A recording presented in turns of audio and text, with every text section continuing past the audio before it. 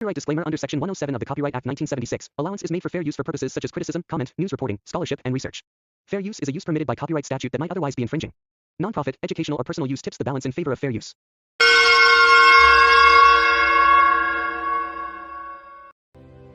মহান নাবিক সিনবাদ প্রত্যেকবার সমুদ্র অভিযানে নাকানি চোবানি খাওয়ার পর প্রতিজ্ঞা করত যে এরপর আর কোনো অভিযানে যাবে না। কিন্তু সমুদ্রের প্রতি একটা অমোঘ আকর্ষণ তাকে বারবার সেই সমুদ্রের নীল জলেই নিয়ে গিয়ে ফেলত। আমাদেরও প্রায় সেরকমই অবস্থা। প্রেতশিলা থেকে ফিরে আমরাও যে যার থিসিসে মন দিলাম। ডক্টর হাজরাও ক্লাসে ক্লাসে লেকচার দিয়ে বেড়াতে লাগলেন। এরকম কোনো অভিযানের পথে যে আবার কোনোদিন পা বাড়াবো স্বপ্নেও ভাবতে পারিনি। আমরা ঠিক কোথায় গেছিলাম, কি দেখেছিলাম, একান্ত অন্তরঙ্গ বন্ধু মহল ছাড়া বিশেষ কেউ জানল না। তাদেরকেও বারবার সাবধান করে দেওয়া হলো এসব কথা যেন কেউ না জানে। কিন্তু ওই কান ফিস ফিস খেলার মতো, এই কাউকে বলো না যেন, আর অমুককেও বলো না যে আমি তোমাকে বলেছি। আমাদের সেই প্রেতশিলার অভিযানের ঘটনা কোথায় কোথায় যে পৌঁছলো তা আমরা নিজেরাও জানতে পারিনি। এরকমই একদিন রবিবার সকাল 10টার সময় সবে আড়মোড়া ভেঙে সকালের চাটা নিয়ে খবরের কাগজ হাতে নিয়ে বসেছি। তখনই এলো কপিলের ফোন। গুড মর্নিং কিংসু, ঘুম ভাঙিয়ে দিলাম তো রোববার সকাল সকাল। শোন, আজ বিকেলে স্যার ডেকেছেন, চলে আসিস স্যারের বালিগঞ্জের ফ্ল্যাটে। কেন রে, আবার কি হলো? অবস্থা সুবিধার নয়, কথাবার্তা শুনে মনে হচ্ছে আবার ভ্যানিশ ট্যানিশ হতে হবে হয়তো, বুঝলি? তার মানে স্যার নিশ্চয়ই আবার নতুন কিছু সন্ধান পেয়েছেন। সত্যি এসব কথা ভাবলেই প্রেতশিলার সেই ভয়ঙ্কর রাত দুটো মনের মধ্যে হানা দেয়। কিন্তু অভিযান ব্যাপারটাই বোধহয় এমন, একবার নেশা লেগে গেলে আর ছাড়তেই চায় না। ঠিকই বলেছিস, আমার অবস্থাও তাই। স্যারের বাড়ি দিতে হবে শোনার পর থেকে একবার মনে হচ্ছে যাই, আবার মনে হচ্ছে দূর বাদ দিই। যাকে চলে আসিস, বাকিকেও বলেছি, এলেই জানা যাবে কেসটা কি। বিকেল না হতেই শহরের 3 প্রান্ত থেকে আমরা 3 বন্ধু হাজির হয়ে গেলাম ডক্টর হাজরার বালিগঞ্জের ফ্ল্যাটে, ঠিক মহানায়িকা সুচিত্রা সেনের বাড়ির উল্টো দিকে। স্যারের কাছে গল্প শুনেছি এককালে তিনি নাকি চোখে দূরবীন লাগিয়ে বসে থাকতেন মহানায়িকাকে দেখবেন বলে। তা সে যাই হোক, আপাতত তার ড্রয়িং রুমে হাজির হয়ে দেখলাম সেখানে আগে থেকেই উপস্থিত আছেন এক ভদ্রলোক, বেশ প্রৌঢ়, টাক মাথা, দেখেই মনে হয় বেশ বিজ্ঞ এবং পণ্ডিত মানুষ। স্যার আমাদের দেখেই চশমাটা খুলে সেন্টার টেবিলে রেখে সোফায় হেলান দিয়ে বসে সারেন্ডার করার ভঙ্গিতে বললেন, আচ্ছা তোমরা সব এসে গেছো দেখছি, দেখো আলাপ করিয়ে দিই। উনি দিল্লি আর্কিওলজি থেকে এসেছেন, ডক্টর দেবতোষ বিশ্বাস। শোনো উনি কি বলছেন। আমি কিন্তু কিছু জানি না, আমি কিছু বলতেও চাই না, তোমরাই শুনে বলো কি করবে। এই রে, এরকম করে বলছে মানে স্যার আবার নতুন কিছুর সন্ধান পেয়েছেন, কিন্তু সাহস করে বলতে পারছেন না। যাওয়ার ইচ্ছে 16 আনা আছে। এখন আমরা যদি যেতে রাজি হই তাহলে উনি মনে একটু বল পান, এই আর কি। এবার কি স্যার, হনুমানের গদা নাকি অর্জুনের গান্ডীব? শুনেছি মহাপ্রস্থানে যাওয়ার আগে অগ্নিদেব অর্জুনের থেকে ধনুকটা কেড়ে নিয়েছিলেন, বলেছিলেন অনেক হয়েছে যুদ্ধ টুদ্ধ, এখন আর এটার প্রয়োজন নেই, এখন মর্গে যাও। তারপর সেই ধনুকটা হিমালয়ের এক পাহাড়ে। আরে না না, অত পুরনোও নয়, তবে কাছাকাছি। আর পাহাড় নয়, যেতে হবে সাউথে, কেরালায়। তো তোমরা সব হাজরা স্টুডেন্ট, মানে তো আমারও স্টুডেন্ট, তো তোমাদেরকে তুমি বলতে পারি তো? হ্যাঁ নিশ্চয়ই। বেশ বেশ, তবে একটা গল্প বলি। কেরালার শ্রী পদ্মনাভ স্বামী মন্দির সম্পর্কে কিছু জানো? এইসব ব্যাপারে আমাদের মিসেস গুগল হলো পাখি। কোনো মন্দির বা স্থাপত্য কবে তৈরি হয়েছিল, কে তৈরি করেছিল, সব একেবারে সাল তারিখ এমনকি সময় সমেত বোধহয় মুখস্থ বলে দেবে। কিরে পাখি, তাই তো? এই মন্দিরটা খ্রিস্টীয় 8ম শতাব্দীর। ভারতে ভগবান বিষ্ণুর 108টা মন্দিরের মধ্যে একটি, এবং বোধহয় সবচেয়ে বড় ও প্রাচীন। এই মন্দিরের দেবতা হলেন ফনা তুলে থাকা অনন্তনাগের উপর আধশোয়া হয়ে শুয়ে থাকা বিষ্ণু। বিগ্রহটি প্রায় 18 ফুট। 3টে দরজা দিয়ে এই মূর্তি দর্শন করতে হয়। প্রথম দরজা দিয়ে মাথা থেকে বুক, দ্বিতীয় দরজা দিয়ে নাভি এবং নাভি থেকে জন্মানো পদ্মের উপর ব্রহ্মাদেব, আর তৃতীয় দরজা দিয়ে বিষ্ণুদেবের পা। একদম ঠিক। তবে মন্দিরটা 8ম শতাব্দীর নয়, আরো আগেই ছিল। ওই যে বললে না অর্জুনের মহাপ্রস্থান, তারই কিছু পরে। লৌকিক মতে কলিযুগ শুরু হওয়ার প্রথম দিনে এই মন্দির প্রতিষ্ঠিত হয়। সে যাকে, তবে এটা ঠিক যে মন্দিরটা অনেক প্রাচীন। যদিও মন্দিরটা আবিষ্কার করা হয়েছিল 8ম শতাব্দীতে। 1750 সালে ত্রাভঙ্কর রাজাদের শাসনের সময় রাজা মার্তণ্ডবর্মা এই মন্দির সংস্কার করেন এবং তখন থেকে এই রাজবংশই মন্দিরের দেখাশোনা করে। আমার গল্পটা শুরু ঠিক এখান থেকেই। রাজা মার্তণ্ডবর্মা তার বিপুল সম্পত্তি এই মন্দিরকে দান করেন এবং ঘোষণা করেন এই ত্রাভঙ্কর রাজ্যের রাজা শ্রী পদ্মনাভ স্বামী এবং তিনি এবং তার বংশের সকলে এই মন্দিরের সেবায়িত মাত্র। এরপর থেকে রাজ্যের রাজস্ব কিংবা যে কোনো ধনসম্পত্তি সবই জমা হতে থাকে এই মন্দিরে। মন্দিরের 6টা কল্লারা বা ভল্ট আছে। 2010 সালে সুপ্রিম কোর্টের আদেশে এই ভল্টগুলোর মধ্যে 5টা ভল্ট খোলা হয়। সেখান থেকে পাওয়া যায় প্রায় 3000 টন স্বর্ণ মুদ্রা। তাছাড়াও নানা রকম হিরে জহরত, পাত্র, মুকুট, মূর্তি সব মিলিয়ে প্রায় 1.5 লক্ষ কোটি টাকার সম্পত্তি। কিন্তু এরই মধ্যে একটা ভল্ট, যেটার নাম দেওয়া হয়েছিল ভল্ট বি, সেটা এখনো খোলা যায়নি। বিশেষজ্ঞদের ধারণা এই 5টা কল্লারাতে যা পাওয়া গেছে সেই পরিমাণ ধনসম্পত্তি কিংবা হয়তো তার চেয়েও কিছু বেশি রয়েছে এই ভল্টখানায়। কিন্তু বহু চেষ্টা করেও এই ভল্ট বি খোলা যায়নি। কেন? এটার এমন কি বিশেষত্ব? এই ভল্ট বির দরজায় কোনো তালা চাবির ব্যবস্থা নেই, কোনো রকম আংটা বা শিকল কিছুই নেই। দরজার গায়ে শুধু 2টো সাপ আঁকা আছে, তারা একে অপরের দিকে ফনা তুলে দাঁড়িয়ে আছে। মানে সত্যি কথা বলতে দরজাটা খোলার কোনো ব্যবস্থাই নেই। আর তাছাড়া কি ডক্টর বিশ্বাস? দেখো, সত্যি মিথ্যে কি তা জানি না, তবে বোঝোই তো, যেখানে আমরা পৌঁছতে পারি না, যে জিনিসটা আমরা ধরতে পারি না, সেটা নিয়েই আমরা নানা রকমের গল্প বানাতে থাকি। তো এই দরজাটা নিয়েও অনেক গল্প চালু আছে। কেউ বলে এই দরজায় কান পাতলে নাকি সমুদ্রের গর্জন শোনা যায়। কেউ বলে যে এই দরজা খুলে গেলে নাকি পৌঁছে যাবে অন্য কোনো দুনিয়ায়, মানে হলিউড ফিল্মের ওই প্যারালাল ইউনিভার্স জাতীয় কিছু। তবে সে যাই হোক, এই দরজা কিন্তু আজ অব্দি কেউ খুলতেই পারেনি। 1931 সালে ব্রিটিশ সরকারের পক্ষ থেকেও নাকি একবার চেষ্টা করা হয়েছিল, সেটাও সম্ভব হয়নি। সেবার নাকি হাজার হাজার সাপ কে জানে কোথা থেকে এসে দরজা আটকে দাঁড়িয়েছিল। এমনকি 2010 সালে সুপ্রিম কোর্টের যে বিচারপতি ওই ভল্ট খোলার আদেশ দেন, তিনিও নাকি আদেশ দেওয়ার কয়েকদিনের মধ্যেই মারা যান। ওই কারণেই ওই ভল্ট বি আজও খোলা হয়নি। আপনি চাইছেন আমরা যাই ওই মন্দিরে, তাই তো? আসলে সরকারিভাবে ওই মন্দিরের ভল্ট খোলা সম্ভব নয়। 2015 সালে সুপ্রিম কোর্ট পাকাপাকিভাবে ওই ত্রাভঙ্কর বংশের বর্তমান উত্তরাধিকারীকে এই মন্দিরের দায়িত্ব দিয়ে দিয়েছেন। আর মন্দির কর্তৃপক্ষ স্বাভাবিকভাবেই এই ব্যাপারে আর কোনোভাবেই উদ্যোগী হবে না। কিন্তু আমাদের, অর্থাৎ এই আর্কিওলজিক্যাল ডিপার্টমেন্টের জানার আগ্রহ তো থেকেই যায় যে ওই বন্ধ দরজার ওপারে কি আছে। এখন আমরা চাই যে তোমরা ওখানে যাও। স্বাভাবিকভাবেই কেউ তোমাদেরকে অনুমতি দেবে না এই দরজাটা খোলার। তবু যদি তোমরা তোমাদের মতো করে কোনোভাবে পারো ওই ভল্টের রহস্য ভেদ করতে, দেখো, এটাই বলার আর কি। এই প্রসঙ্গে আমি একটা কথা বলতেই পারি। আমাদের বিশ্বাস কিন্তু একেবারে নিখাদ গাছে তুলে মই কেড়ে নেওয়া পাবলিক। হ্যাঁ, যতক্ষণ সব ঠিকঠাক আছে ততক্ষণ ও নিজেও ঠিকঠাক থাকবে, কিন্তু যেই কোনো বিপদ দেখবে ও কিন্তু সকলের আগে পালাবে।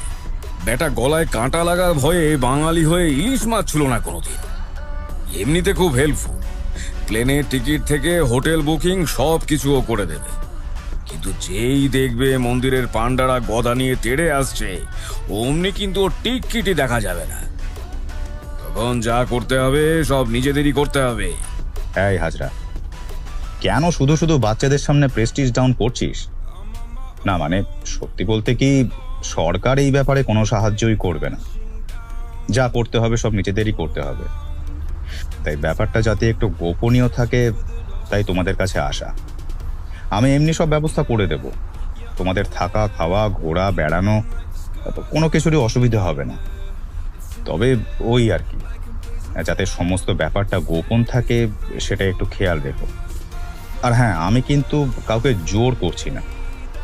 যাওয়া না যাওয়া সব তোমাদের ওপর।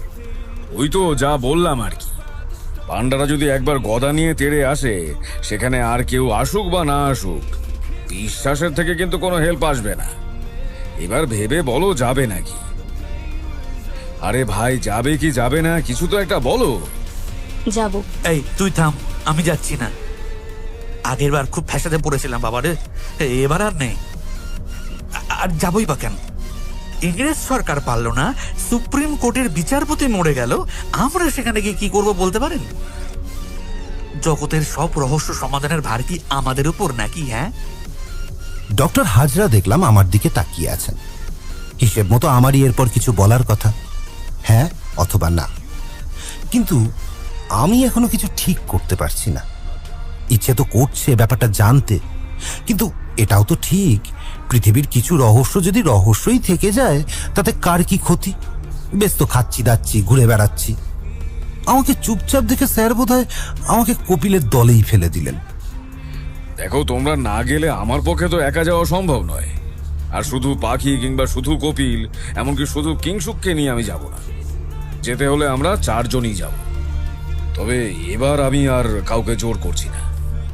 দেখো, 7 দিন পর রবিবার সকাল 11টায় ফ্লাইট, আমি 8:30টায় পৌঁছে যাব। যদি দেখি 9টার মধ্যেও তোমরা কেউ এলে না, তাহলে আমি টিকিট ক্যান্সেল করে চলে আসবো। চা বিস্কুট খাওয়া হলো, অন্য নানা রকম গল্প হলো, কিন্তু শ্রী পদ্মনাম ও স্বামী মন্দির নিয়ে আর কোনো কথা হলো না। ডক্টর বিশ্বাসও এই নিয়ে আর কোনো কথা বললেন না। আমাদের সকলের থমথমে মুখ বলে দিচ্ছে আমাদের সকলের মনের ভেতরে ওই ভল্ট বিয়ের কথাই ঘুরে বেড়াচ্ছে। 7টা দিন যে কিভাবে কাটলো বলে বোঝাতে পারবো না। এর মধ্যে 2বার লাগেজ প্যাক করেও আনপ্যাক করলাম। আমাদের মধ্যে শুধু কপিল একেবারে গো ধরে বসে আছে। যা খুশি হয়ে যাক, আমি যাব না বাবা। পাখি, তুই কি করবি? বুঝতে পারছি না, কপিলের ওই রকম রাগি রাগি মুখ দেখে আর সাহস পাচ্ছি না তো। এক কাজ করি, কপিল তো আসবে না, তার মানে যাওয়াও হবে না। তাহলে আর আমি শুধু শুধু সকালে অপ্রিয় পাত্র হব কেন? লাগেজ প্যাক করে যাব আর 9টার পর আবার বাড়ি চলে আসবো। বাড়িতেও মোটামুটি সেরকম বলেই রওনা দিলাম। গিয়ে দেখলাম ডক্টর হাজরা আগে থেকেই হাজির। পাখি এসেছে মিনিট 2 আগে। 9টা বাজতে আর 1 মিনিট বাকি। আমি আবার আমার লাগেজের হ্যান্ডেল সোজা করে নিয়েছি, আর 1 মিনিট পরেই তো বাড়ি ফিরে যেতে হবে। হঠাৎ মনে হলো বাইরে দরজা ঠেলে কে যেন ঢুকছে। আমি পাখির দিকে তাকালাম। পাখি ডক্টর হাজরার মুখের দিকে। ওরে, ওটা কে রে? কে আবার? যে সবচেয়ে বেশি চেঁচাচ্ছিল যাবে না বলে, এখন একদম কারেক্ট টাইমে এসে হাজির। কিরে, তুই যে বললি যা খুশি হয়ে যাক, তুই আসবি না? না রে, আসলে একটু বাজিয়ে দেখছিলাম, দেখতে চাইছিলাম তোদের মনের ইচ্ছাটা কতখানি। আরে ধুর ছাইয়ে, ফোনটা ধরে না কেন? হ্যাঁ হ্যালো, হ্যাঁ কে? বিশ্বাস? আচ্ছা শোনো, আমরা চললাম পদ্মনাভ মন্দির।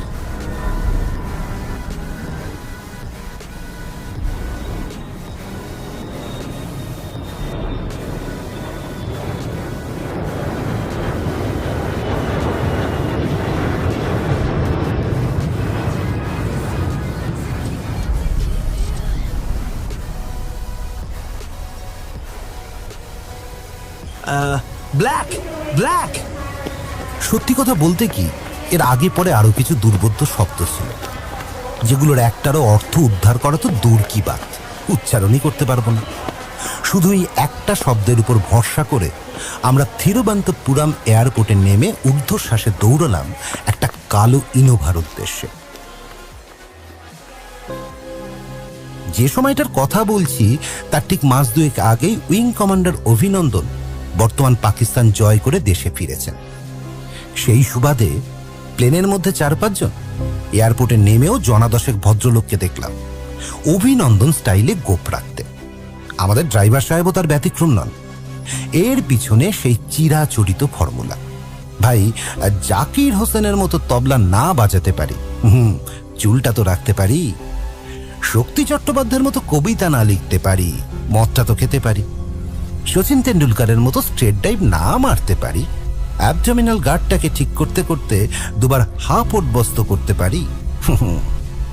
সে যাই হোক, মোলায়েম পিচের রাস্তা দিয়ে গাড়ি চলেছে আর ড্রাইভার সাহেব অবিরাম অবদ্ধ ভাষায় কথা বলে যাচ্ছেন। আমাদের মধ্যে পাখি বসেছে ড্রাইভারের ঠিক পাশের সিটে, তাই এই অবিরাম বাক্যবান তাকেই ক্রমাগত হজম করতে হচ্ছে। আর বেচারি রীতিমতো বাধ্য ছাত্রীর মতো আপ্রাণ বোঝার চেষ্টা করে যাচ্ছে সেই দুর্বোধ্য ভাষা।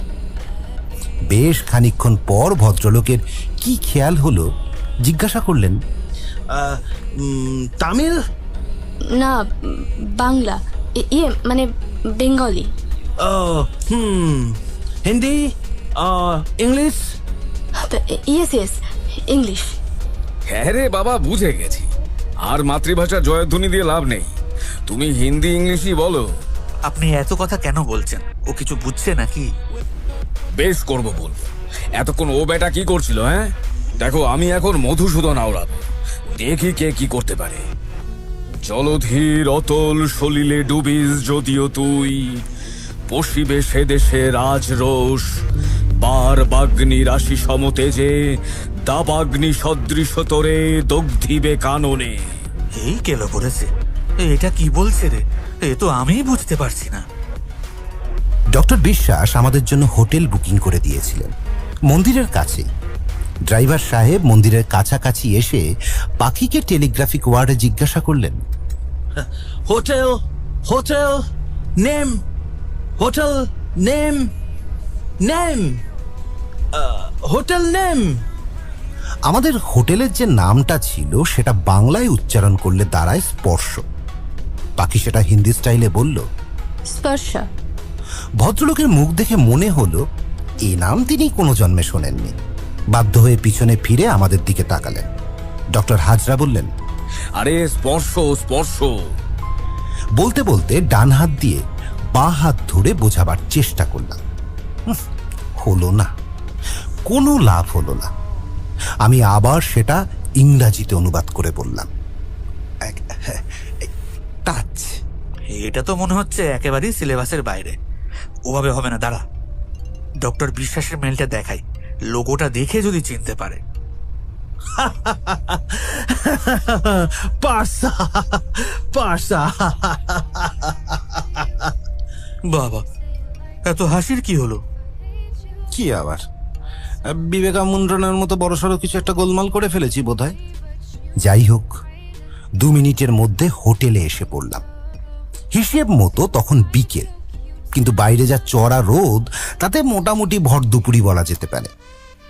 হোটেলে ঢুকতেই টপাটপ আমাদের 4 জনের গলায় ঝিনুকের মালা পরিয়ে দেওয়া হলো, আর হাতে ধরিয়ে দেওয়া হলো একটা শরবত, ওয়েলকাম ড্রিঙ্ক। লেবু, ধনেপাতা, পুদিনা পাতা আর কি কি জানে সব একসাথে মিলিয়ে দিয়েছে। তবে খেতে মন্দ নয়। লাঞ্চ তো আমরা এয়ারপোর্টেই সেরে নিয়েছিলাম। রুমে এসে ফ্রেশ হয়ে একসাথে চা খেতে খেতে কপিল বলল, তাহলে আমরা মন্দিরে কখন যাচ্ছি? আরে দাঁড়াও বাছাধর, মন্দিরে যাব পরে, আগে মার্কেট যেতে হবে। কেন? আপনার আবার মানব ঠান্ডা আছে নাকি? আরে ধুস, ধুতি আর শাড়ি কিনতে হবে। আসবো কি আসবো না ঠিক ছিল না তো, তাই আর কিছু বলিনি আগে থেকে। এখন আগে মার্কেট থেকে ধুতি আর শাড়ির ব্যবস্থা করতে হবে। এই মেরেছি কেন? এই সত্যি তো, এটা আবার কি ব্যাপার? ধুতি পরতে হবে কেন? কেন মানে, মেয়েদের শাড়ি আর ছেলেদের ধুতি, এটাই তো ড্রেস কোড। না পরলে ওখানে ঢুকতে দেবে না। আর ভলবি তো দূর কাবাত। এ বাবা, এটা কি হলো? এটা তো আগে বলেননি। আরে কি মুশকিল, শাড়ি কিনে নেবো কিন্তু ম্যাচিং ব্লাউজ চাই তো। আর তাছাড়া আমি তো শাড়ির সাথে পরার মতো কোনো জুয়েলারিও আনিনি। সত্যি এত বড় বিপত্তি আপনি কি করে করলেন স্যার? অন্তত পাখিকে তো আগে জানাতে হতো। মন্দিরে যেতে গেলে ড্রেস কোড লাগবে, তাও আবার ধুতি। এই মেরেছে, ধুতি পরবো কি করে? আরে ওই বাঙালিদের মতো কোঁচা তো লাগবে না, লুঙ্গি ডান্স স্টাইলে পরলেই হবে। কিন্তু মানে ওই শাড়িটা কি করবো? ও আপনি চিন্তা করবেন না স্যার, আর সারা সন্ধে শাড়ি কিনতে কেটে যাবে, তারপর ম্যাচিং ব্লাউজ, গয়না। আরে ফলস পিকও তো করতে হবে। হয়ে গেল, ওম শান্তি। সত্যি সেদিন সারা সন্ধে পাখির পিছনে পিছনে দোকানে দোকানে ঘুরেই কেটে গেল। আর সে যে কি পরিশ্রমের কাজ তা বলে বোঝানো যাবে না। অন্তত 750 শাড়ি দেখে একটা শাড়ির চয়েস করা, তারপর সেই শাড়ির পাড় দেখে দেখে ব্লাউজ খোঁজা, এর উপর জুয়েলারি। না সত্যি সেদিন আর মন্দির যাওয়া হলো না। মন্দির গেলাম পরদিন, নতুন ধুতি লুঙ্গি ডান্স স্টাইলে পরে, আর পাখি তার শাড়ির পাড়ের সাথে ব্লাউজের কম্বিনেশনটা ঠিক হলো কিনা সেই নিয়ে বকবক করতে করতে মন্দিরে এলাম। চেরা স্থাপত্য এবং দ্রাবিড়ীয় স্থাপত্যের এক অপূর্ব মিশ্রণ এই মন্দির। যদিও এত ভিড়, স্থাপত্য আর আলাদা করে সেভাবে দেখতে পেলাম না। কপিলের অবশ্য স্থাপত্য দেখার মনে হলো না খুব একটা ইচ্ছে আছে। ও স্যার, ভল্টগুলো কোথায় একটু জিজ্ঞাসা করুন না। হ্যাঁ, জিজ্ঞাসা করলেই তোমাকে গড়গড় করে বলে দেবে নাকি? তাহলে যাবো কি করে, চোরি ছুপে? দেখি, ম্যানেজ তো কিছু একটা করতে হবে। এই কোথাও তো কিছু দেখতে পাচ্ছি না।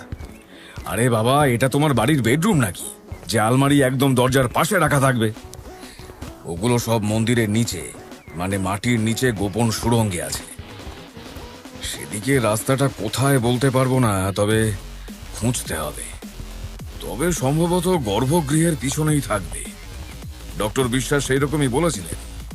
তাহলে এক কাজ করি, এখন এখানে কোথাও লুকিয়ে থাকি, মন্দির বন্ধ হয়ে গেলে ধীরে সুস্থে সুড়ঙ্গ খুঁজবো।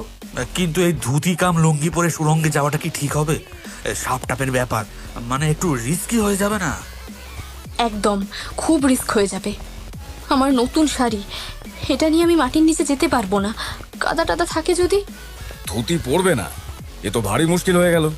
আরে ধর্মীয় ব্যাপার, মানে রিচুয়াল ভাঙা কি ঠিক হবে? আরে টেনশনের কি আছে, রিচুয়াল তো পুজোর জন্য, ভল্ট খোলার জন্য থোড়ি কোনো রিচুয়াল লাগে। কিন্তু মন্দির বন্ধ থাকলে মন্দিরে ঢুকবো কি করে সেটা তো ভাবতে হবে। এখানে কোনো পুরোহিতের সাথে কথা বললে হয় না? ভল্ট খুলবো তো বলবো না, বলবো এমনি রিসার্চ করতে এসেছি। পাখি, এটা একদম ভাববেও না। এদের কানে যদি একবার কথাটা যায় যে আমরা ভল্ট দেখতে এসেছি, তাহলে আর রক্ষে নেই। সরকার, পুলিশ, কোর্ট কেউ কিচ্ছু করতে পারবে না। এই গোড়া পান্ডাগুলোই মেরে রেখে দেবে। কপিলের চোখ দেখে মনে হচ্ছে ওর মাথায় একটা বুদ্ধি এসেছে। কিরে কপিল, বল না কি ভাবছিস? 50 টাকা হবে? আমার কাছে খুচরো নেই। 50 টাকা? এই 50 টাকা দিয়ে কি করবি? দরজা খুলবো, দে না। আরে ভারতবর্ষে 5 লাখে যা হয় না, 50-এ হয়ে যায়। আয়, মজাটা দেখবি। ঠিক মতো কিছুই বুঝতে পারলাম না। কপিল আমার থেকে 50 টাকা নিয়ে সোজা আমাদেরকে নিয়ে চলে গেল মন্দিরের বাইরে। বেশ কিছু গার্ড ছিল সেখানে, সবাইকে চেক করে ঢোকাচ্ছিল। তাদের একজনকে গিয়ে বলল, এক্সকিউজ মি, কাম কাম। লোকটা কাছে আসতেই কপিলর ইউনিভার্সিটির আইডি কার্ডটা পকেট থেকে এমন ভাবে বার করলো যেন মনে হলো ওটা সিবিআই বা ওই ধরনের কিছু একটা হবে। লোকটা ঘাবড়ে গিয়ে একেবারে স্যালুট ঠুকে দিল একটা। কপিল এবার বেশ রেলা নিয়ে বলল, very dangerous case, we have to go inside in the night. No, sir. আরে হোয়াট নো? টেল ইউ না, ভেরি ডেঞ্জারাস ঘটনা। No, sir. No, sir. Yes sir, yes sir, 50 rupees হয়ে যাবে, করে দাও না ভাই, লক্ষ্মীটি। Very dangerous case. Very dangerous. Okay. At 10 p.m. come here. Kapil thumbs up দেখিয়ে চলে আসছিল। লোকটার হাত ধরে আটকে বলল, Another 50. At 10 p.m. সিরিয়াসলি? লোকটা দেখলো না একবার? কিসের কার্ড দেখালি? আরে দূর, লোকে শুধু স্টাইলটা দেখে, বুঝলি? দেশটার কি অবস্থা! কোটি কোটি টাকার সম্পত্তি বন্ধ হয়ে পড়ে আছে, আর ওদিকে পাহারাদার 100 টাকার জন্য রাত বিরেতে চোর ঢোকাচ্ছে।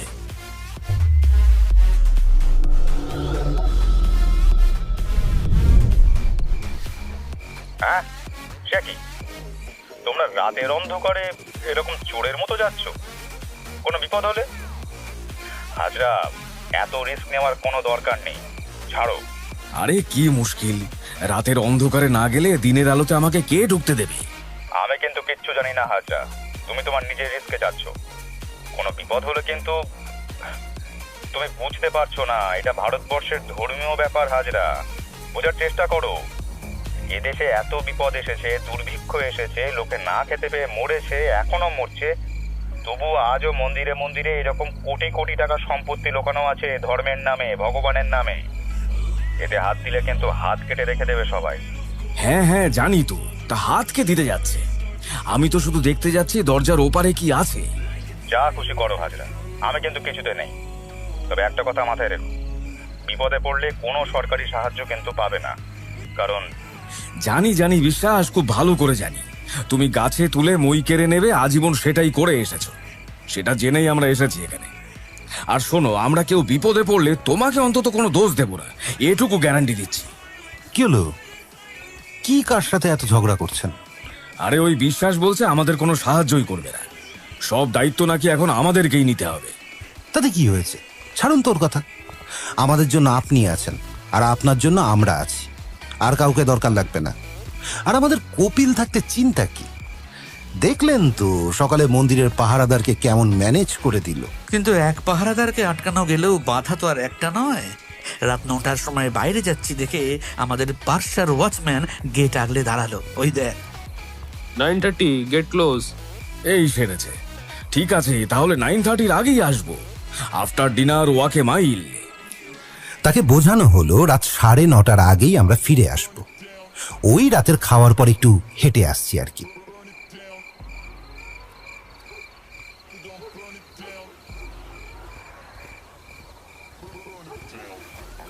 মন্দিরের কাছে যখন পৌঁছলাম তখন দু একটা খাবার জায়গা ছাড়া আর সব বন্ধ। আমরা এখন ধুতি শাড়ি ছেড়ে সবাই নর্মাল পোশাকেই এসেছি। পাখি আজ পরেছে একটা কালো টপ আর কালো জিন্স, একদম পাক্কা চণ্ডী লাগছে। এতে নাকি অন্ধকারে মিশে থাকা যায়। একটা ভয় আমার ছিল, লোকটা 50 টাকা নিয়ে আবার ভ্যানিশ হয়ে যাবে না তো। কিন্তু দেখলাম কাজে একদম পাক্কা। ঠিক 10টার সময় লোকটা হাজির হলো। Come the side. এই মেরেছে, আবার কই নিয়ে চললো? সামনে দিয়ে নয়, মন্দিরের পিছনের দিকের একটা ছোট্ট গেট দিয়ে যেতে হবে। চলে আসুন, প্রবলেম নেই।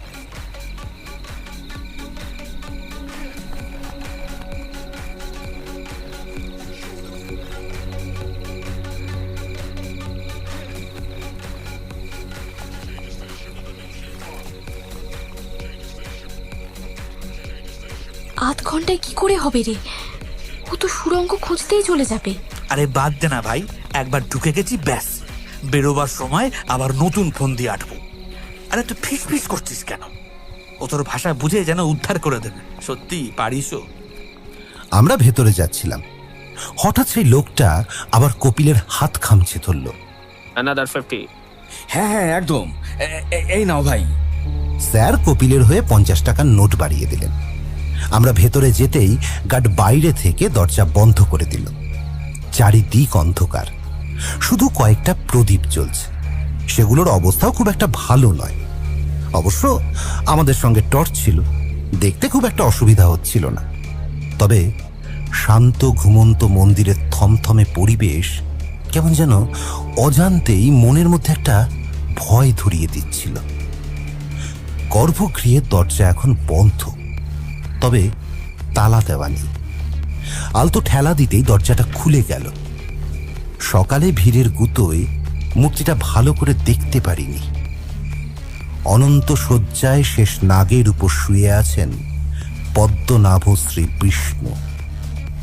মনের মধ্যে ভয়টা যেন আরো একবার ঝাঁকুনি দিয়ে উঠল। মনে হলো এখনই যেন মূর্তিটা জেগে উঠে আমাদের এখানে আসার কৈফিয়ত দাবি করবে। ডক্টর হাজরা মূর্তিটার দিকে তাকিয়ে বললেন, মূর্তিটির কাঠামো কাঠের। পরে মার্তণ্ড বর্মা নেপালের গোলকুন্ডা নদীর তীর থেকে 12,008টা শালগ্রাম শিলা এনে ওই কাঠের কাঠামোটার উপর সাজান। আমরা অন্ধকারে টর্চের আলোয় সেই 18 ফুটের বিশাল মূর্তির দিকে খানিকক্ষণ ঘোর বিস্ময়ে তাকিয়ে থাকলাম। কিন্তু সবই তো হলো, সেই গোপন সুড়ঙ্গের দরজা কোথায়?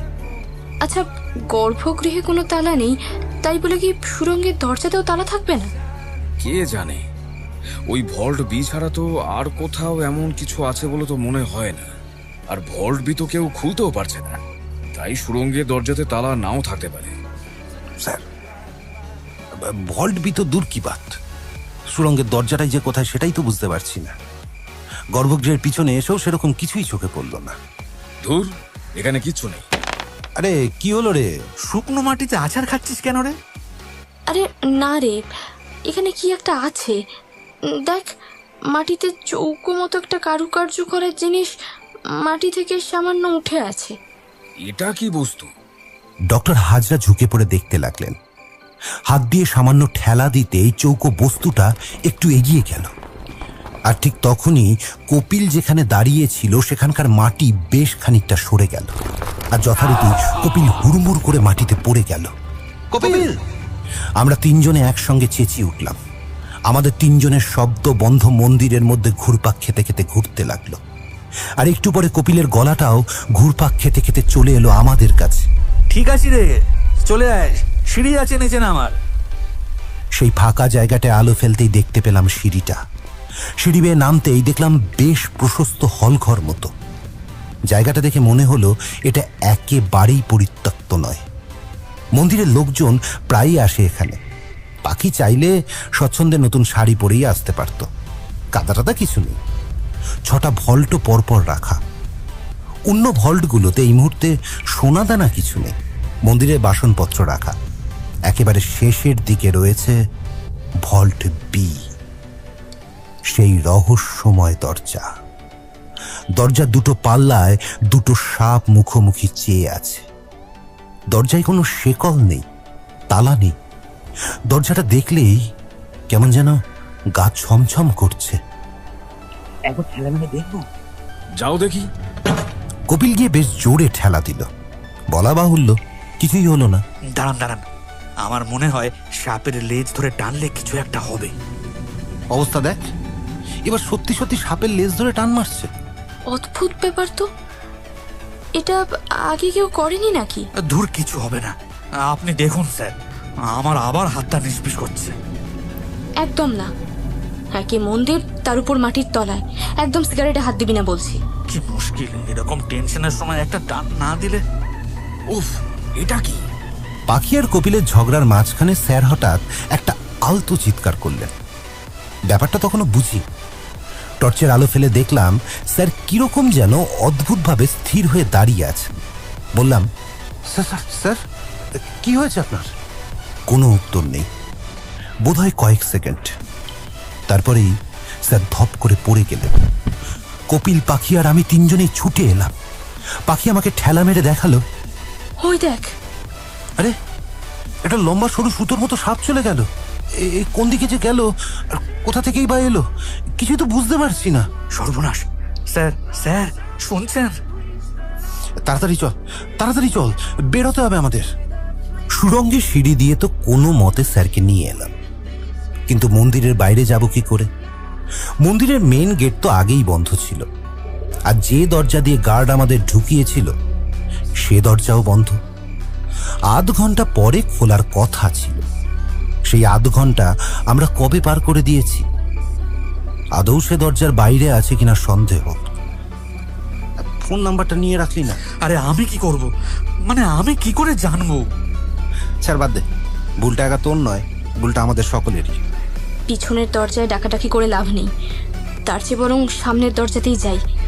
অন্তত কেউ যদি শুনতে পেয়ে খুলে দেয়, ধরা পড়লে পড়বো, অন্তত স্যারকে হসপিটালে তো নিয়ে যাওয়া যাবে। পাখির কথাটাই ঠিক মনে হলো। আমরা পাগলের মতো মন্দিরের দরজায় বাড়ি মারতে লাগলাম। যদি বন্ধ দরজার ওপার থেকে কারোর কানে সেইটা পৌঁছয়। দরজাটা খুলুন প্লিজ, দরজাটা খুলুন। কেউ আছো? খোলো, দরজা খোলো। Open the door, please open the door. Hello, কেউ আছো? দরজাটা খুলুন, প্লিজ দরজাটা খুলুন।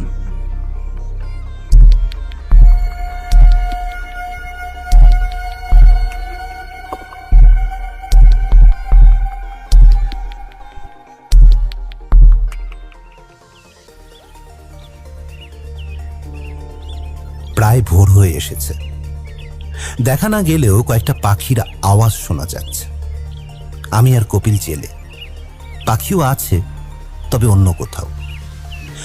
স্যারকে হসপিটালে নিয়ে যাওয়া হয়েছে। বেশ কিছুক্ষণের ডাকাডাকির পর রাতের গার্ড দরজা খুলে দিয়েছিল। আমাদের দেখে খানিকক্ষণ হাঁ হয়ে তাকিয়েছিল। তারপর হুড়মুড় করে চিৎকার করে পুলিশে খবর দিয়েছে। আমাদের পরিস্থিতি দেখে মোটামুটি আন্দাজ করে নিয়েছে আমরা মন্দিরের সম্পত্তি চুরি করতে এসেছিলাম। মন্দির বন্ধ হওয়ার পরেও কোনোভাবে লুকিয়েছিলাম। তারপর সুযোগ বুঝে সুরঙ্গে যাই, আর সেখানেই আমাদের এক সঙ্গীকে সাপে কামড়েছে। আর তারপর থেকে একের পর এক পুলিশ এসে জেরা করে চলেছে। কখনো মালায়ালাম, কখনো তামিল, কখনো হিন্দি, আবার কখনো বা ইংরাজি। ভাষা বিভিন্ন, কিন্তু প্রশ্ন একটাই, আমরা কে, কোথা থেকে এসেছি। Who are you? What were you doing there? কি করে বোঝাই, কোনটা বলি আর কতটুকুই বা বলি সেটাই বুঝতে পারছি না। এই পরিস্থিতি থেকে আমাদের বাঁচাতে পারে একমাত্র ডক্টর বিশ্বাস, কিন্তু তার নাম্বার তো স্যারের কাছে। অনেক অনুরোধের পর স্যারের মোবাইলটা আনানো হলো হসপিটাল থেকে। স্যার, আমি কপিল বলছি। এখানে আমরা খুব বিশ্রীভাবে ফেঁসে গেছি স্যার। সবই শুনেছি। তোমাদের কথা তো এখন মিডিয়াতে সারাক্ষণ দেখাচ্ছে। ও বাজে হলো ব্যাপারটা। আমি তো আগেই বলেছিলাম তোমাদের এই অভিযানটা সরকারি নয়। এমনিতেই মন্দির কর্তৃপক্ষের সাথে সরকারের মামলা চলছে এই গুপ্তধন নিয়ে। তোমাদেরকে পাঠিয়েছিলাম, কিন্তু তোমরা যে এইভাবে ফেঁসে যাবে সেটা একটু বুঝতে পারিনি। বুঝতে পারেননি মানে? এরকম একটা রিস্কি জায়গায় যাচ্ছি, যখন খুশি যা খুশি হতে পারে, আপনার কোনো দায় নেই।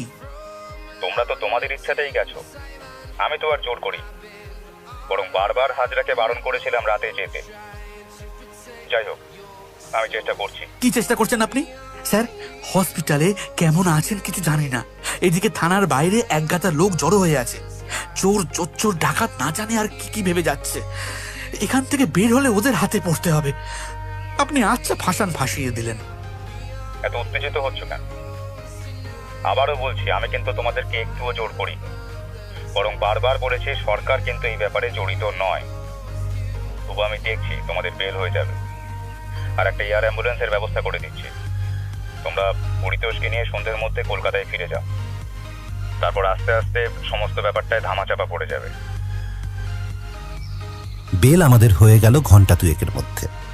মিডিয়া, রাজনৈতিক নেতা, সাধারণ মানুষ সবাইকে পাশ কাটিয়ে পুলিশের জিপে আমরা তিনজন এসে পৌঁছালাম হসপিটালে। স্যারের জ্ঞান এখনো ফেরেনি। The poison is very dangerous. I really don't know if he will survive or not. ডাক্তারের সাথে কথা বলে আসার কিছু দেখতে পেলাম না। এখানে থাকতে দম বন্ধ হয়ে যাচ্ছে। সত্যি মনে হচ্ছে এখনই বাড়ি ফিরে যাই। কলকাতায় ফিরে গেলে অন্তত স্যারের চিকিৎসাটা ঠিক মতো হবে। এখানে সবার কেমন যেন গা ছাড়া ভাব। আমাদের সম্বন্ধে কি ভাবছে কে জানে। যেদিকে যাচ্ছি লোকজন হাঁ করে আমাদের দিকে তাকিয়ে আছে, আর ফিসফিস করে কি যেন বলছে। বুঝতেই পারছি কয়েক ঘন্টায় সেলিব্রিটি হয়ে গিয়েছি। শ্রী পদ্মনাভ স্বামী মন্দিরের চোর। আরেকবার ফোন কর না ডক্টর বিশ্বাসকে। কম করে 10 বার ফোন করেছি, উনি আর ফোন ধরছেন না। মানে তাহলে আমরা স্যারকে নিয়ে কলকাতায় যাব কি করে? উনি তো বললেন এয়ার অ্যাম্বুলেন্সের ব্যবস্থা করে দেবেন। শোনো, সব ধাঁচা দিয়েছে। উনি আর কিছু করবেন না। এখন যা করতে হবে আমাদেরকেই করতে হবে। আমি ওদের শান্ত করে বললাম, কি করব কিছুই তো বুঝতে পারছি না। এখানে ডক্টরকেও ঠিক মতো পাওয়া যাচ্ছে না। স্যারের জ্ঞান নেই, সম্ভবত উনি কোমায় চলে গিয়েছেন। ওদিকে হোটেল থেকে ফোন এসেছিল একটু আগে।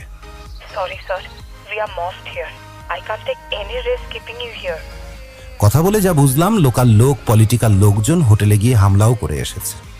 তুস আমাদের আর এখানে থাকাও যাবে না। শোন না, আমার মনে হয় ডক্টর বিশ্বাসের জন্য বসে না থেকে একবার আমাদেরই চেষ্টা করতে হবে যে এয়ার অ্যাম্বুলেন্স কিভাবে পাওয়া যায়। আমরা তিনজনেই এয়ারপোর্টে যাওয়ার জন্য নিচে নেমে এলাম। ভয় ছিল এখানেও না বাইরের লোকজন আমাদের জন্য লাঠি সোটা নিয়ে অপেক্ষা করে থাকে। তবে ভাগ্য ভালো, সেরকম কিছু চোখে পড়ল না। বিপদে পড়লে চারপাশে শুধু যেমন খারাপই হতে থাকে, তেমন কিছু ভালোও তো হয়। হসপিটাল থেকে বেরিয়ে অটো ধরবো বলে দাঁড়িয়ে আছি। একদম মুখোমুখি দেখা হয়ে গেল আমাদের সেই ড্রাইভারের সঙ্গে। Hello sir, how are you? All okay? ভদ্রলোকের মুখের একগাল হাসি দেখে বুঝলাম আমাদের বিষয়ে সে এখনো কিছু জানতে পারেনি। কি যেন মনে হলো লোকটা দুহাত ধরে বললাম, প্লিজ প্লিজ হেল্প প্লিজ। লোকটা কাচুমাচু হয়ে তাকিয়ে রইল। সব বলা সম্ভব নয়, বোঝানোও সম্ভব নয়, তবু যতটুকু বলা যায় বলে ফেললাম। Believe me, we are not thief. Padmanabha মন্দিরের গুপ্তধন আমরা চুরি করতে আসিনি। আমরা শুধু জানতে চেয়েছিলাম ওই দরজার উপরে কি আছে। Please please please believe me. কিছুই হয়তো বোঝাতে পারলাম না লোকটাকে, তবে যা বললাম তাতে অন্তত পুলিশের থেকে ভালো রেসপন্স পেলাম। You bring here, I bring my car. লোকটা দৌড়লো গাড়ি আনতে। আমি কপিলের দিকে তাকালাম। স্যারকে নিয়ে আসবো, হসপিটাল থেকে ছাড়বে। লোকটা তো কোমায় আছে, ও কোথায় নিয়ে যেতে চাইছে জানি না রে, তবে এই মুহূর্তকে বিশ্বাস করতে ভীষণ মন চাইছে। অ্যাটলিস্ট ডক্টর বিশ্বাসের চাইতে অনেক বেশি রিলায়েবল। বন্ডে সই করে ডক্টর হাজরাকে ছাড়িয়ে আনতে খুব একটা সমস্যা হলো না। ইনফ্যাক্ট মনে হলো হসপিটাল বোধহয় বেঁচেই গেল এত বড় বিপদ ঘাট থেকে নামায়। আমরা স্যারকে নিয়ে গাড়িতে উঠলাম। ইনোভার সিট পিছনে যতটা সম্ভব হেলিয়ে স্যারকে শোয়ানো হলো। গাড়ি আবার চলতে শুরু করলো। কিন্তু কোথায় চলেছি আমরা?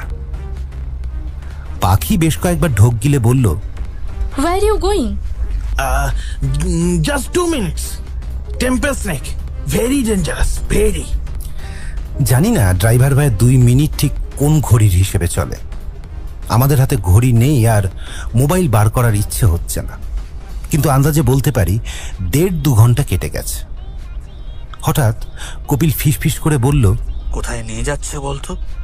আমার তো মনে হচ্ছে মন্দিরে চুরি করার অপরাধে আমাদের বলি দেওয়ার প্ল্যান করেছে। Don't worry, sir. Your sir will be okay. গাড়িটা এবার একটা জঙ্গলের রাস্তা ধরেছে। চাকার তলায় গাছের শুকনো পাতার পিষে যাওয়ার শব্দ পাচ্ছি। দুদিকের গাছ ক্রমশ রাস্তাটা আরো সরু করে দিয়েছে। ইনোভা গাড়ির পক্ষে এই রাস্তা পার করা মুশকিল।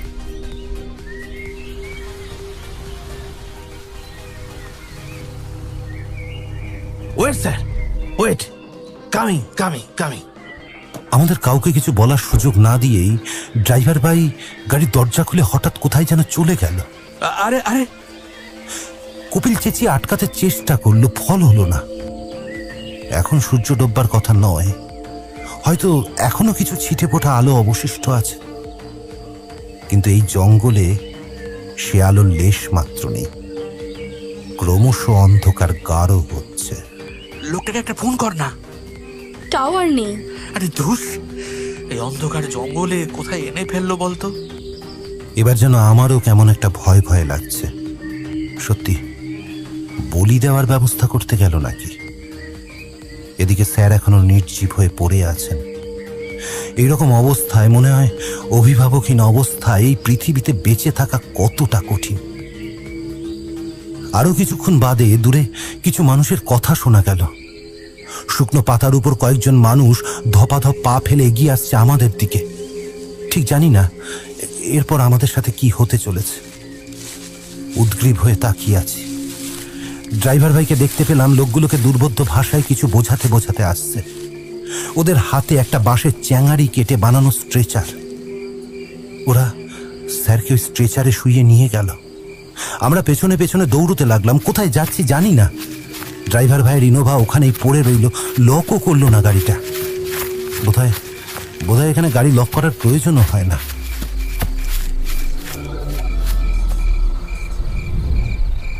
Temple snake, very dangerous. লতা পাতায় ঘেরা একটা ঝুপড়ি ঘরে নিম পাতার চাদর বেছানো খাটে স্যারকে শোয়ানো হয়েছে। একজন দাড়িওয়ালা অজস্র পুঁথির মালা পরা এক সাধু বাবা কখনো স্যারের জিভ দেখছে, কখনো চোখ। চারিদিকে প্রচুর লোক নিজেদের মধ্যে কথা বলে যাচ্ছে। একটা হালকা বিজ বিজ শব্দ ঘুরে বেড়াচ্ছে ঘরটার মধ্যে।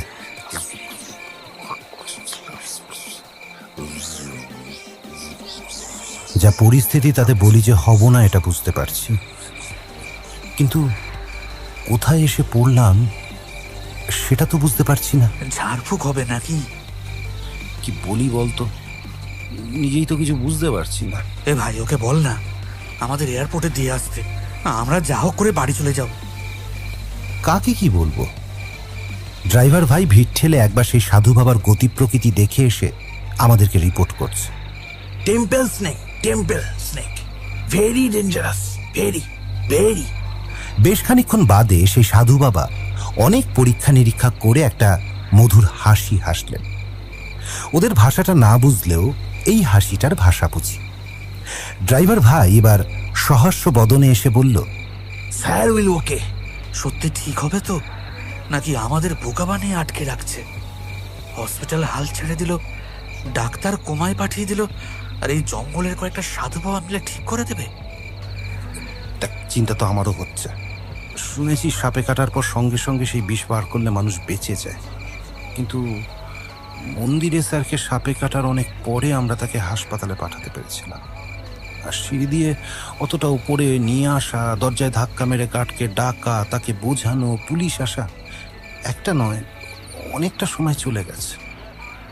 তাই যতবার ড্রাইভার ভাই মাথা নেড়ে নেড়ে টেম্পল সেক ভেরি ডেঞ্জারাস বলেছে না, ততবার বুক কেঁপে উঠেছে।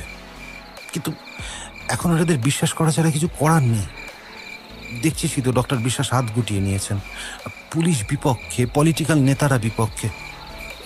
এত কিছু জটিল পরিস্থিতি ম্যানেজ করে স্যারকে নিয়ে কলকাতায় ফিরে যাওয়া তো প্রায় অসম্ভব। তাছাড়া একটা কথা তো মানতে হবে, বই পড়া, ল্যাবে গবেষণার চেয়ে একটা বড় জিনিস আছে, তা হলো দৈনন্দিন অভিজ্ঞতাকে, মানে যেটাকে প্র্যাকটিক্যাল এক্সপিরিয়েন্স বলে। এই জঙ্গলের লোকেরা প্রতিদিন হাজার হাজার সাপ দেখে, মশামাছির মতো সাপেদের কামড় খায়। ওদের অভিজ্ঞতার তো একটা দাম আছে, কি বল?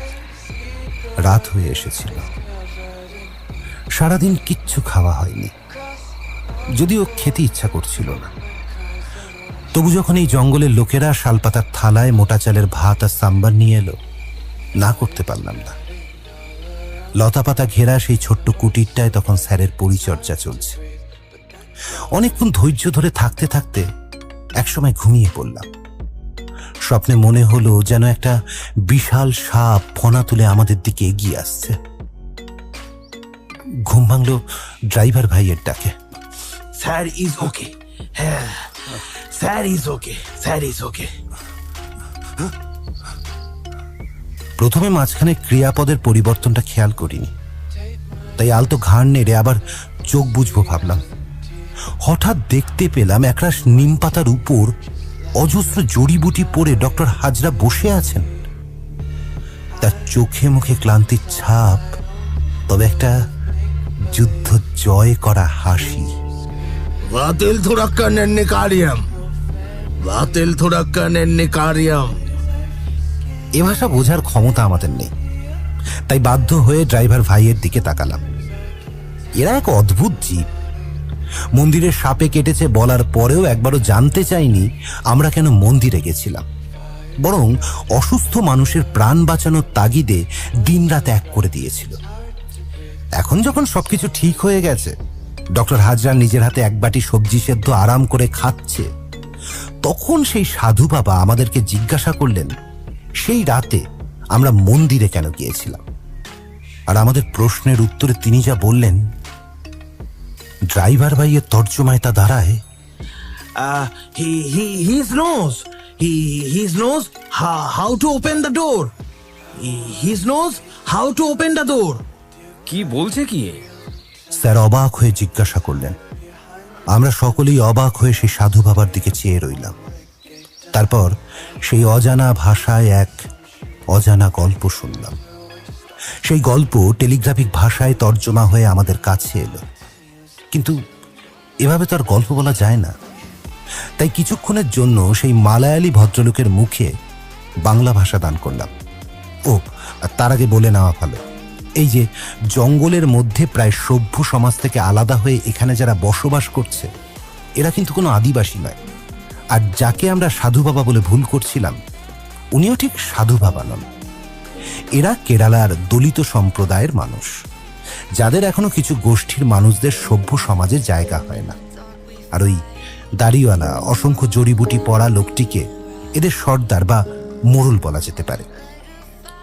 সকলের বয়োজ্যেষ্ঠ বলে এর একটু আলাদা সম্মান আছে এখানে। যাই হোক, মোড়ল আমাদের যে গল্প শোনালেন তা হলো, ত্রাবঙ্কর মহারাজ মার্তণ্ড বর্মার আমলে এ রাজ্যে সুখ ছিল, সম্পত্তি ছিল, কিন্তু একদিকে তার দৃষ্টি কোনো দিনও পড়েনি। আমাদের এই দলিত শ্রেণীর মানুষের দিকে তিনি কোনোদিন ফিরেও তাকাননি।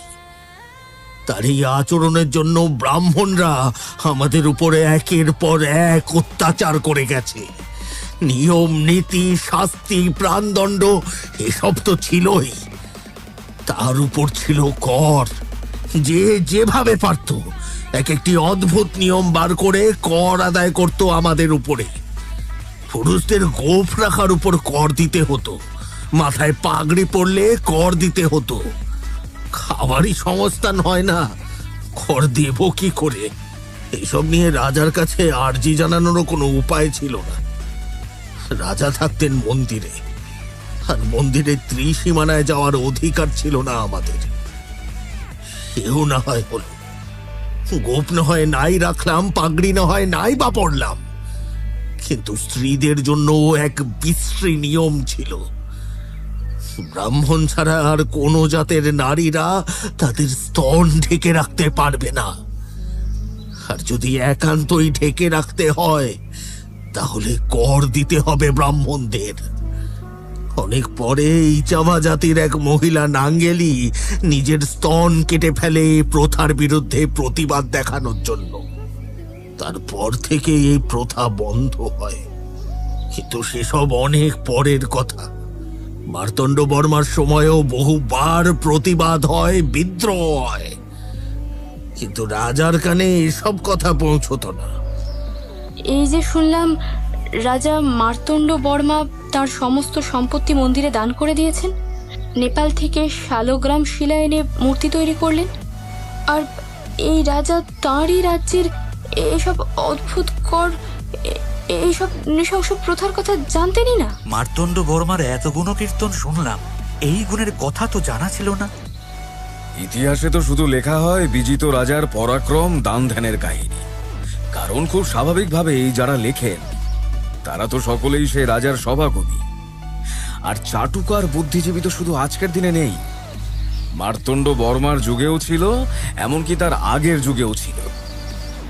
আমরা সকলে অভিমন্যুর গল্প শুনে কান্নাকাটি করি, কিন্তু কর্ণর ছেলে বৃষসেনকেও কিন্তু তার আগে 5 পাণ্ডব একসাথে বধ করেছিল। সে ঘটনা খুব কম লোকেই জানে। ওটা নিউজ পেপারের ভেতরের পাতায় 1 লাইনের খবর হয়ে থেকে গেছে। আসলে কি জানো তো, মার্তণ্ড বর্মার গুণ কীর্তনের কথাই সকলে জানবে, এসব কথা ইতিহাসে লেখা হবে না। আমাদের কোনো কিছুতেই অধিকার ছিল না, কিন্তু রাজার প্রাসাদ হোক বা ব্রাহ্মণের ঠাকুর ঘর, ক্ষত্রিয়দের তরোয়াল হোক কিংবা বৈশ্যদের বাটখারা, সবই তো আমরাই তৈরি করতাম। তাই যেদিন রাজা আমাদের ডাকলেন মন্দিরের নিচে গুপ্ত কক্ষ তৈরি করতে, আর যেখানে রাখা থাকবে অতুল ধন সম্পত্তি, সেদিন আমাদের সর্দার এক বুদ্ধি বার করলেন। ওই মন্দিরের 6টি গুপ্ত কক্ষের মধ্যে যে কক্ষে সবচেয়ে মূল্যবান ধন সম্পত্তি থাকবে, সে কক্ষ যাতে দলিত শ্রেণীর সাহায্য ছাড়া কেউ খুলতে না পারে, তাই এক গুপ্ত মন্ত্র দিয়ে ওই দরজা বন্ধ করা আছে।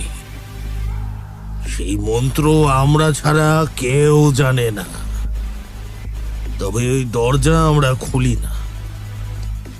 আমাদের মধ্যে একটা ধারণা প্রচলিত আছে, যেদিন কলিযুগের শেষ হবে সেই দিন কল্কি দেবতার হাতে এই ধন সম্পত্তি তুলে দেব।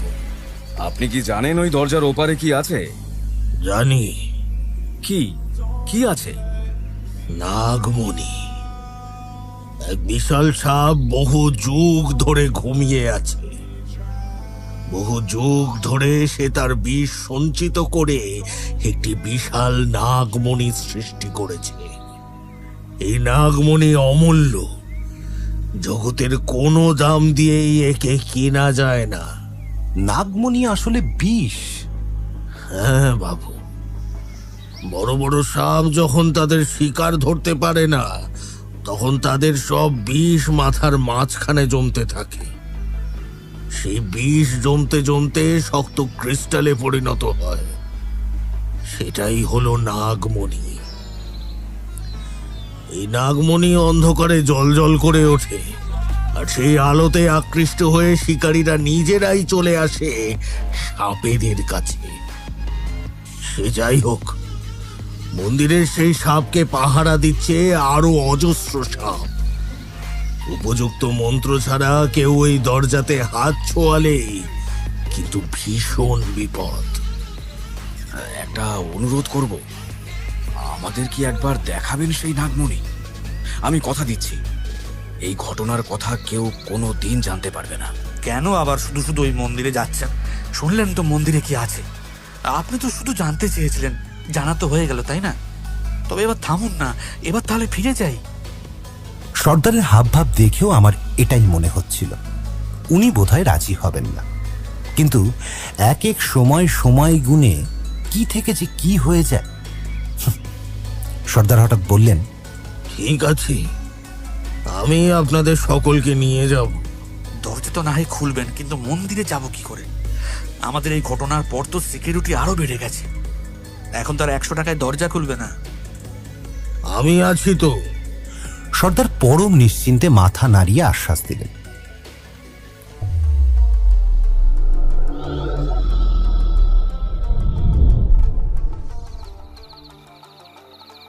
আবার এক অন্ধকার রাত্রে আমরা এসে হাজির হলাম মন্দিরের পিছনে। আজ আমাদের সঙ্গে আছে অনেকে। আমাদের ড্রাইভার বন্ধু আছে, সর্দার আছে, আর আছে চিরকত্তু। চিরকত্তু দলিত শ্রেণীর একটি ছেলে, এখানকার সিকিউরিটি গার্ড। তার দৌলতেই 100 টাকা ছাড়াই আমরা আজ মন্দিরে পৌঁছে গেলাম।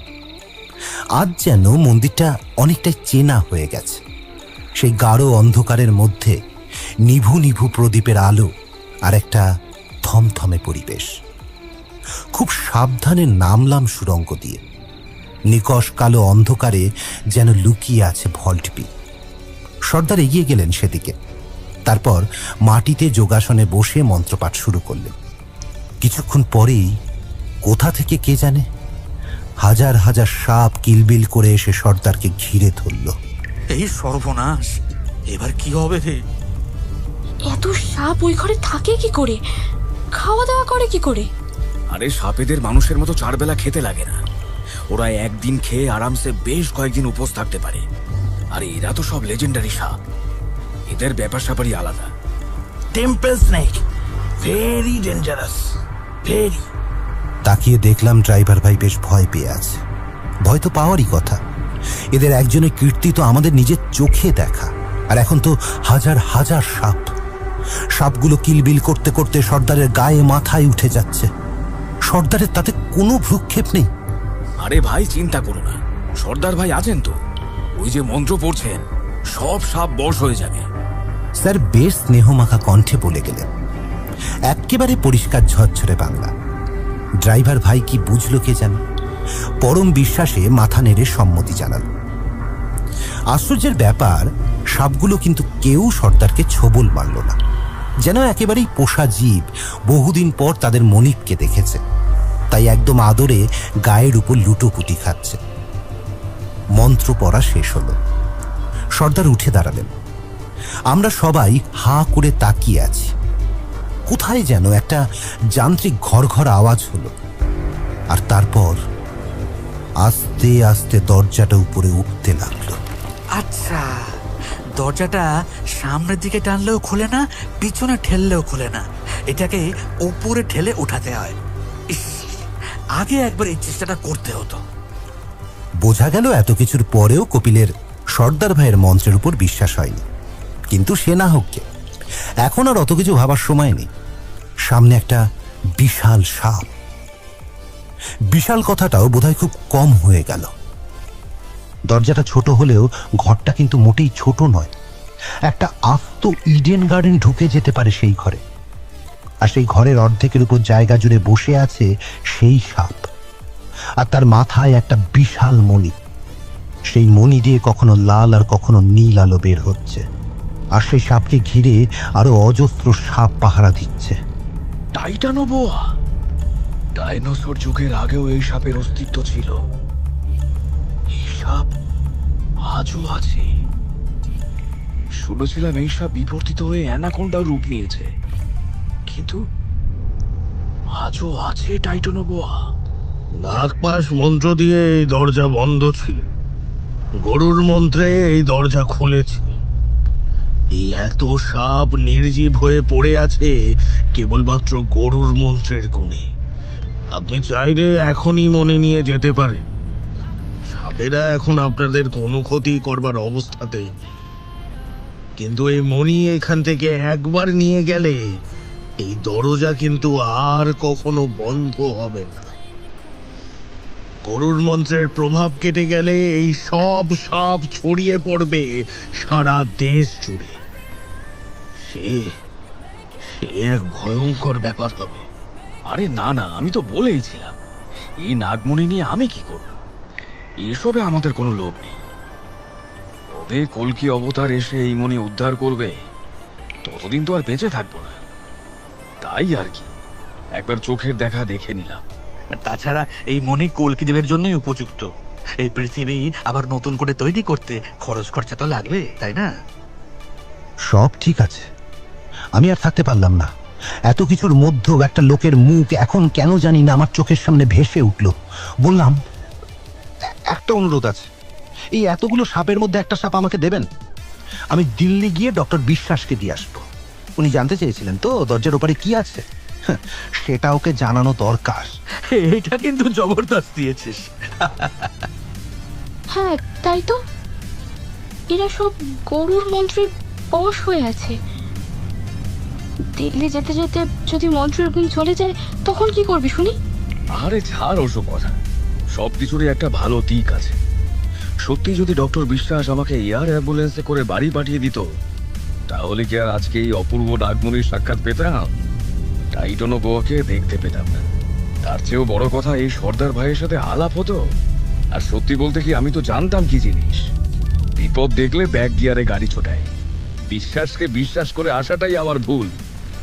অবশ্য ঠিক ভুল বলবো না, জেনে বুঝে চ্যালেঞ্জটা অ্যাকসেপ্ট করা। জেনে শুনে আমি বিষ করেছি পার। না বাবা, সে বহুত কষ্টের। সর্দার ভাইয়ের নাগপাশ মন্ত্রে আবার ভল্ট বিয়ের দরজা বন্ধ হয়ে গেল। নাগমণি আবার আগের মতো অপেক্ষা করতে লাগলো কল্কি দেবের।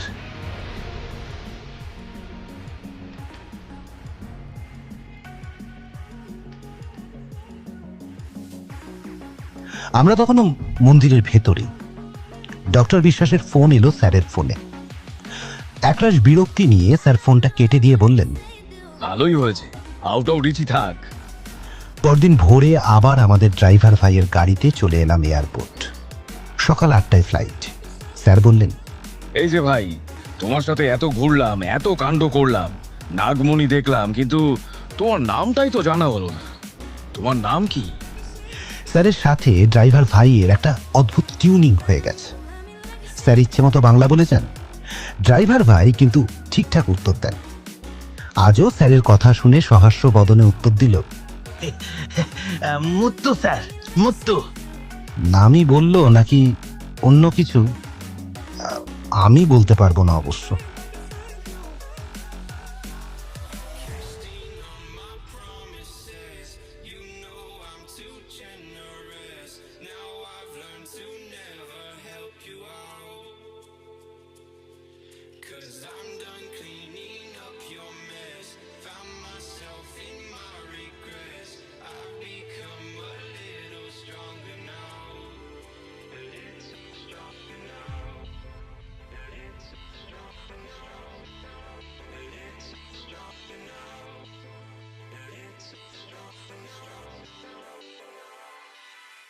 cashed in on